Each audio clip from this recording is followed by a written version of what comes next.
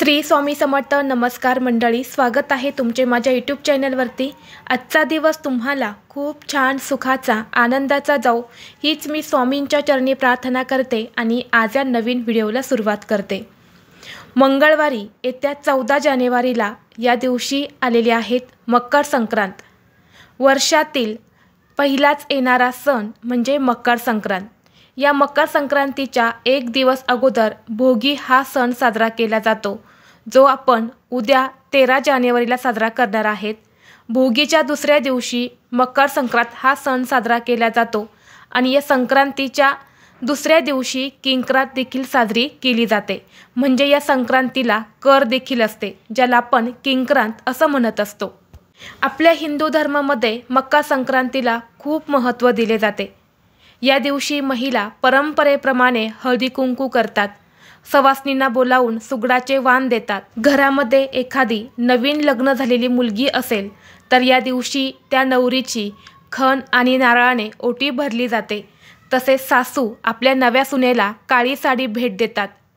तसे पाहिले गेले तर काळी साडी जी आहे तर ती ओटीमध्ये आपण कधीच देत नाही, परंतु संक्रांतीला या काळ्या साडीचं खूप महत्त्व असतं आणि म्हणून आपण इतर कोणत्याही धार्मिक कार्यामध्ये काळी साडी ही कधीच परिधान करत नाही, परंतु मकर संक्रांतीला अवश्य काळ्या साडीचं कपड्यांचं परिधान हे केलं जातं. तर या मकर संक्रांतीच्या दिवशी सुगड पूजन जे आहे तर ते केलं जातं. तर या दिवशी आपण जेव्हा घरामध्ये सुगड पूजन करणार आहे तेव्हा त्या सुगडांचं पूजन करत असताना आपल्याला त्या सुगडात ही एक वस्तू घालायची आहेत. ही वस्तू टाकल्याने आयुष्यात सोन्यासारखे दिवस येतील. घरामध्ये धनधान्य संपत्ती ही कधीही कमी पडणार नाही. वर्षभर माता लक्ष्मीची कृपा ही तुमच्यावरती राहील. तर अशी कोणती वस्तू आपल्याला सुगडात घालायची आहेत याबद्दलची संपूर्ण माहिती आज या व्हिडिओमध्ये मी तुमच्यासोबत शेअर करणार आहेत. त्यामुळे तुम्ही हा व्हिडिओ स्किप न करता शेवटपर्यंत पाहत राहा. चॅनलवरती नवीन असाल तर सबस्क्राईब करा आणि असेच माहितीपूर्व नवनवीन व्हिडिओ पाहण्यासाठी बेल आयकॉनला प्रेस करा. आता या मकर संक्रांतीच्या दिवशी आपल्याला सकाळी लवकर उठून अंघोळ करायचे आहेत. अंघोळ झाल्यानंतर सूर्याला अर्घ्य द्यायचं आहेत. या दिवशी सूर्याला जल अर्पण करणे अत्यंत महत्त्वाचं मानलं जातं, म्हणून थोडेसे तीळ टाकून सूर्याला जल अर्पण करायचं आहेत. यानंतर या दिवशी बघा तुम्ही काळे कपडे हे परिधान करून पूजा देखील करू शकता. या दिवशी आपल्याला फक्त पिवळ्या रंगाची साडी किंवा कपडे हे परिधान करायचे नाहीत. जे देवी करत असते ते आपण करायचं नसतं असं म्हटलं जातं. आणि या दिवशी संक्रांती देवी ही पिवळ्या रंगावरती आलेली आहेत, म्हणजेच पिवळ्या रंगाचे वस्त्र हे परिधान केलेले आहेत. त्यामुळे आपल्याला या मकर संक्रांतीला पिवळ्या रंगाचे कपडे जे आहेत तर ते परिधान करायचे नाहीत. तुम्ही काळ्या किंवा इतर कुठल्याही रंगाचे कपडे हे परिधान करायचे आहेत. केसांमध्ये तुम्हाला गजरा लावायचा आहे. अलंकार परिधान करून तुम्हाला पूजेसाठी तयार व्हायचं आहे. सर्वप्रथम तुम्हाला सुगडांची पूजा करण्या अगोदर तुमच्या देवघरातील देवांची पूजा करून घ्यायची आहेत. तसेच ज्या ठिकाणी तुम्ही सुगडांची पूजा करणार आहे तर तिथली जागा तुम्हाला स्वच्छ करून घ्यायची आहेत. केर कचरा काढून घ्यायचा आहे. एक पाट घ्यायचा आहे. पाटावरती तुम्हाला लाल रंगाचं वस्त्र जे आहे तर ते पसरून घ्यायचं आहे. त्या पाटाच्या भोवती तुम्हाला एक सुंदर अशी रांगोळी जी आहे तर ती काढायची आहेत. सर्वप्रथम तिथे तुम्हाला एक दिवा प्रज्वलित करून घ्यायचा आहे. अगरबत्ती लावून घ्यायची आहेत. यानंतर तुम्हाला सुगड जे असतात तर ते पूजेसाठी तिथे ठेवायचे आहेत. आता किती सुगड पूजले जातात तर एक सुवासीन असेल तर एक सुवासीनसाठी 5 सुगड जे आहे तर ते घेतले जातात. तर ही 5 सुगड जी आहे तर ती आपल्याला त्या पाटावरती ठेवायची आहेत. यानंतर प्रत्येक सुगडाला तुम्हाला हळदी कुंकवाचे 5-5 बोटं जे आहे तर ती ओढून घ्यायची आहेत. या सुगडामध्ये तुम्हाला गाजर, बोरे, उसाची पेरे, मटार, त्याचबरोबर कापूस, हरभरा, तिळगुळ, कच्ची खिचडी जी असते तर ती, शेंगदाणे ह्या ज्या काही वस्तू असतात तर त्यामध्ये भरल्या जातात. तर या वस्तू भरण्या अगोदर तुम्हाला या सुगडामध्ये खूप महत्त्वाची वस्तू टाकायची आहेत. ती लक्ष्मीकारक आहे, ते म्हणजे तांदूळ.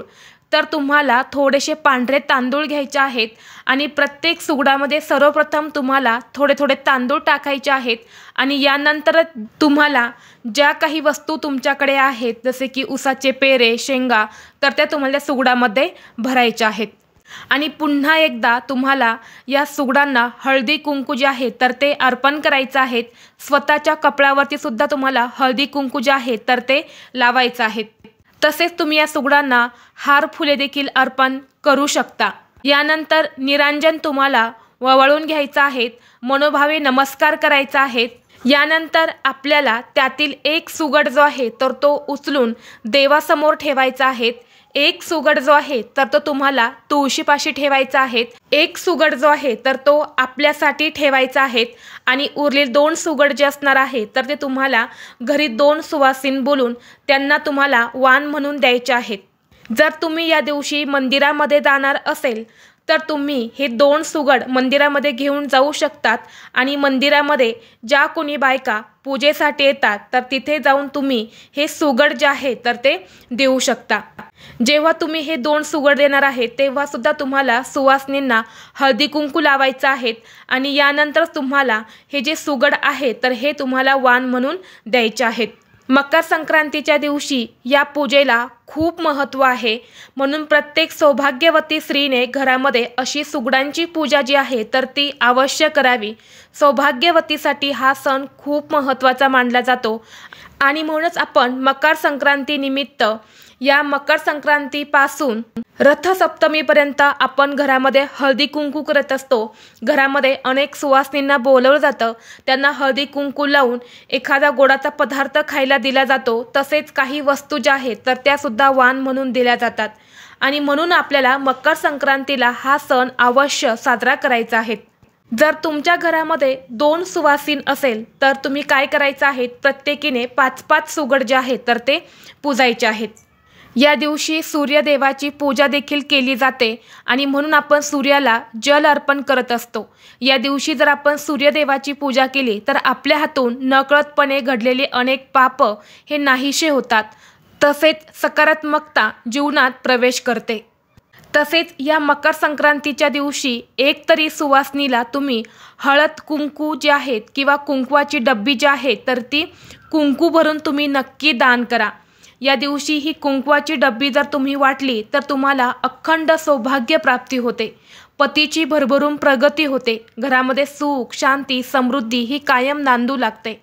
तर अशा पद्धतीने तुम्हाला मकर संक्रांतीचा हा सण जो आहे तर तो साजरा करायचा आहे। व्हिडिओ तुम्हाला आवडला तर लाईक करा, चॅनेलवरती नवीन असाल तर सबस्क्राईब करा आणि हा व्हिडिओ आपल्या मित्रपरिवारासोबत जास्तीत जास्त शेअर करा। चला तर मग भेटू असंच पुढल्या एका नवीन व्हिडिओमध्ये। तोपर्यंत सर्वांना श्री स्वामी समर्थ।